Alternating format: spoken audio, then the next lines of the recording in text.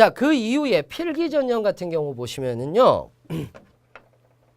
직업기초능력평가가 나오는데 문제해결 능력, 정보 능력, 조직 이해 능력, 그리고 뭐 의사소통 능력, 수리 능력 뭐 이런 것들이 쭉 나오는데 특이한 건 뭐냐면 직업기초능력에 회사와 관련된 내용이 생각보다 좀 출제가 되고 있다는 점이에요.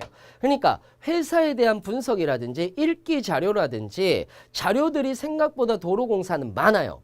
그렇기 때문에 그 도로공사 같은 경우에서는 여러분들이 꼭 한 번쯤 회사와 관련된 내용들을 보고 준비를 하시는 것이 가장 좋겠다라는 거죠. 다음에는 직무수행능력 평가다라고 얘기를 해서 전공시험을 보죠. 전공시험 같은 경우는 대부분 뭐에 대해서 나옵니까? 기술직 같은 경우는 기사 필기 과목이 들어가는데 조금 더 적게 들어갑니다. 조금 더 적게 들어가는 거고 행정 쪽에서 경영은 상경과 법정으로 나눠지게 되는 거고요. 상경은 경영, 경제, 회계까지 나오고요. 그 다음에 법정은 행정학, 원론, 정책학, 헌법과 행정법이 나온다. 그러니까 민법이라든지 이런 것들은 안 나오고 헌법 정도 나온다라고 이렇게 생각을 하시면 될 겁니다.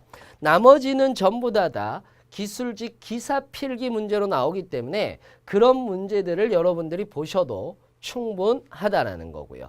요거는 대부분 이제 7급 공무원 문제 수준보다는 조금 더 낮다라고 이렇게 보시면 되는 거라서 미리 공부를 좀 해놓으셨던 분들은 공무원 문제집을 가지고 풀어보셔도 충분할 것 같습니다. 그 외에 나머지들도 전부 다 전공을 본다. 그러면은 50%는 직업기초능력, 50%는 전공이다 라고 이렇게 생각을 하시면은 큰 무리는 없을 겁니다. 자, 거기에다가 도로공사는 그러니까 필기전형은 이렇게 여러분들이 보시면 돼요. 직업기초능력 반, 직무수행능력 반이다.